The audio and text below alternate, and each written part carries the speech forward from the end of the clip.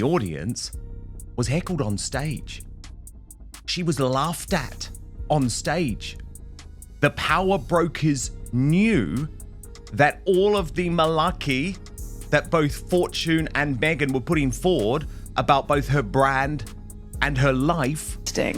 Nesting and healing, and also, I don't even know I had the bandwidth at that time to think about what the big picture dream was. There was no plan. It was just, let's get through these next couple years. Can hear the audience laughing. Let me tell you this, Meghan wrote her own introduction for the host to read out. And what happened, and remember, Meghan is standing backstage. She strutted in like the evening was hers, but oh boy, reality had a plot twist waiting for her. Meghan Markle walked in talking about uplifting women, but let's be real, no one was feeling uplifted except her ego. And even that barely got off the ground that night. What was supposed to be her empowering moment turned into a masterclass in secondhand embarrassment. This was a hostile audience because, of course, the people in the audience at this event know that Meghan isn't a founder. That's what got the biggest laughs.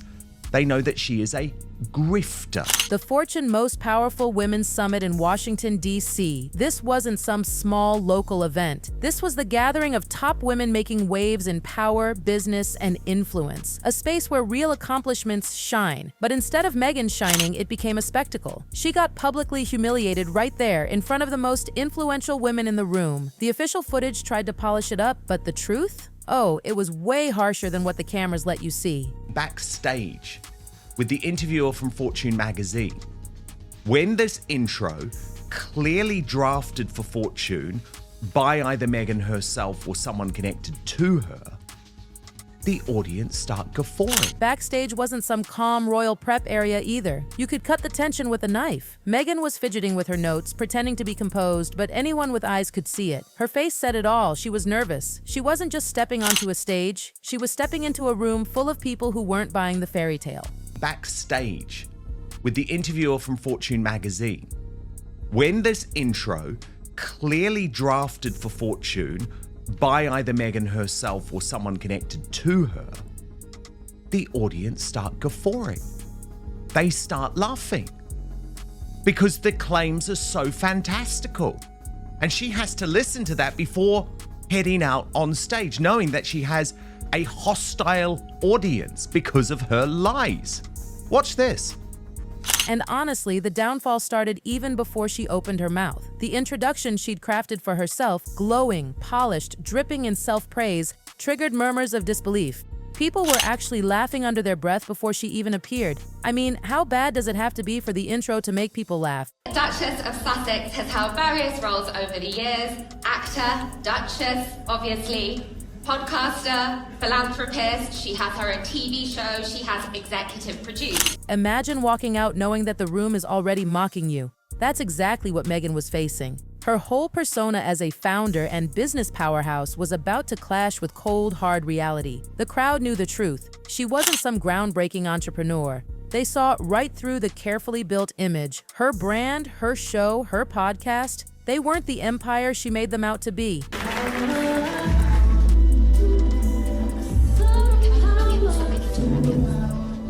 Even Fortune tried to sanitize it, cutting out the laughter, skipping the heckles. But Hello Magazine wasn't playing. Their footage got out and social media went wild. Clip after clip of the audience's reactions spread like wildfire. Because of the response from the audience. And you could see when Meghan sat down, they even laughed. So this was a hostile audience because, of course, the people in the audience at this event know that Meghan isn't a founder. This wasn't your regular audience either. These were power brokers, women who actually built things from the ground up. Real founders, real moguls, and they weren't having it. Her over-the-top claims and that awkwardly small audience just made the whole thing feel like a public takedown. What got the biggest laughs? They know that she is a grifter. But of course, Meghan wanted to respond immediately to the criticism. Then she finally walks out. You'd think this would be her big, shining moment. Instead, it was like walking straight into a wall of disbelief. The introduction painted her like she was some one-woman empire. Founder, philanthropist, podcaster, producer, a total powerhouse. On paper. But the second they said founder of as ever, the room erupted. Laughter, real, unfiltered laughter. Some whispered, others just shook their heads. A few stared in shock like, is this for real? It wasn't admiration, it was mockery. And Hello Magazine caught everything. Fortune might have tried to delete the awkwardness, but the truth was already out. Meghan's moment of glory was over before it even began. People knew she wasn't a founder in any meaningful way. They remembered the flopped projects, the lukewarm podcast, the empty claims, and right there, her carefully curated image cracked. It wasn't just the laughter, it was the energy in that room. You could feel the skepticism thick in the air. Meghan came expecting cheers and adoration, but what she got was mockery and disbelief. Every step she took felt heavier, and you could see in her face that she hadn't expected to be standing in the middle of this PR disaster. And it only got worse. She tried to take back control, desperately, but the audience wasn't having it. She swerved into personal stories, talking about Archie and Lily, about Paris and New York, about nesting during motherhood. It was like she thought personal anecdotes would magically make the business crowd adore her. But the crowd wasn't buying it. Her attempt to sound like a relatable mom/CEO, flat. Dead. No spark. No one was nodding along. The awkward pauses, the random tangents, it just made the whole thing painful to sit through. And if that wasn't bad enough, she went on for nearly 2 hours. 2 hours of what felt less like a panel and more like an overly long, self-congratulatory monologue. Out of everyone in the room, only about 36 people were still politely pretending to listen, and even they couldn't hide their eye rolls and muffled laughter. Then came the part where she tried to make her brand sound powerful. She started talking about her Netflix projects, her jam making, her cozy home life, but instead of charming anyone, the audience was laughing at her, not with her. You could practically feel the cringe ripple through the room. She tried to play the relatable queen card, talking about Birkenstocks, sweats, and jam making like she was every other mom stuck at home. But the crowd? These were women who run real businesses, who know the grind. They weren't falling for the glossy story. The Fortune editor nodded politely, because what else could she do? But the faces in the crowd said it all. Blank stares, tight smiles, a few raised eyebrows, and quiet murmurs. Everyone knew this wasn't the empire Meghan wanted them to believe in. It was a house of cards. Wow. I mean, denial is not just a river in Egypt, Pina. I would say that is learns a word is learns. It's awful. That little exchange summed it all up. The entire thing was awkward, and Meghan's attempts to hold the room together were slipping right through her fingers. She tried to pivot, again talking about authentic struggles and first-year challenges. But the irony? She wasn't actually admitting to any struggles. She was painting herself as some unstoppable business goddess who just sold out everything immediately. The women in that room have actually been through the hard stuff. They weren't about to applaud someone for pretending. Her little, I made jam barefoot in Birkenstocks during lockdown speech? Yeah, it didn't land, not even close. It screamed detached. She wanted to come across as down to earth, but the vibe? Performative. The room wasn't seeing a founder, they were seeing a celebrity trying to cosplay as one. And the worst part? She couldn't stop talking. Every minute that passed made it worse. By now you could see it in people's body language. Fidgeting, whispering, side glances. The polite mask was cracking. Meghan's effort to prove she's relatable was turning into a masterclass in cringe. She even tried talking about her future plans for her brand like it was this unstoppable global empire, but the reality was obvious to everyone watching. She was overselling. Hard. This wasn't the polished powerhouse moment she imagined. This was a public unraveling. People weren't laughing because she was funny. They were laughing because they couldn't believe what they were hearing. And then, because this event needed to be extra uncomfortable, she started talking about her culinary journey and her vision for Q4.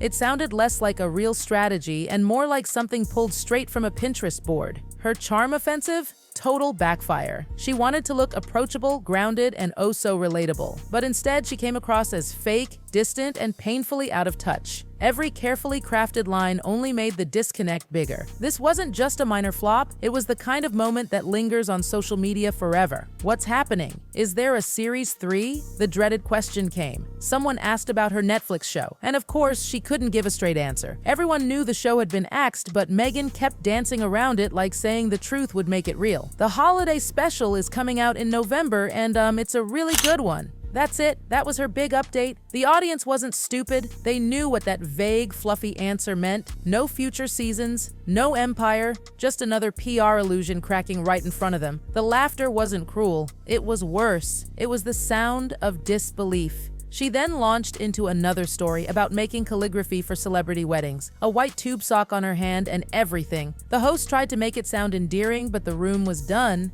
People exchanged looks like, is this real life? Another story where there's no evidence. I mean, has anyone seen any of this calligraphy? Harry, watching Backstage, must have been burning inside.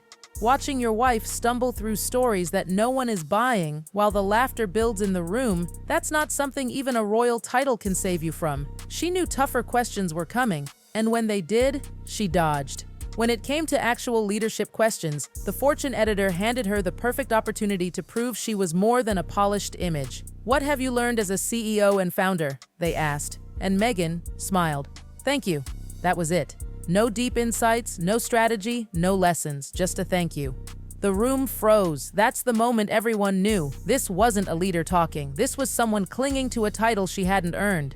The truth is, Meghan doesn't run some massive empire. Her team barely reaches 10 people. But the way she painted it, you'd think she was at the helm of Amazon. She talked about micromanaging everything, every aesthetic choice, every detail. But the audience wasn't buying it. These were real CEOs in that room. They could smell exaggeration a mile away. Her evasions weren't just awkward, they were revealing. Instead of strength, she showed inexperience. Instead of vision, she showed insecurity. It was like watching a balloon slowly deflate on stage. She tried to spin the conversation toward community building to avoid the hard stuff.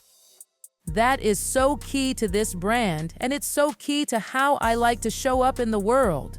But the damage was already done. Backstage, Harry must have felt that helpless burn. The kind where you know you can't jump in and save the person you love from the mess they've made themselves. His wife was being dismantled, not by tabloids, not by haters, but by a room full of sharp, accomplished women who simply didn't believe her. Meghan claimed that online support outweighs criticism. The audience? They almost laughed out loud. Everyone knew that wasn't the case. She'd turned off comments, curated every inch of her online space, and was now pretending the world adored her. It was like watching someone perform a fantasy in real time. She even claimed she handwrites thank you notes to fans. But honestly, who believed that? There's no way she is doing that, Dan. And then came the final blow. The interviewer asked her what her ambitions were, independent of Prince Harry. And the answer? A carefully crafted line about financial independence. You could practically hear the room collectively raise an eyebrow. This wasn't about entrepreneurship. This was about image building. Everyone saw it. The event wasn't about insights or lessons. It was a staged PR play to paint her as a self-made, visionary woman. But the mask slipped. You say you want to have community. Turn the comments on.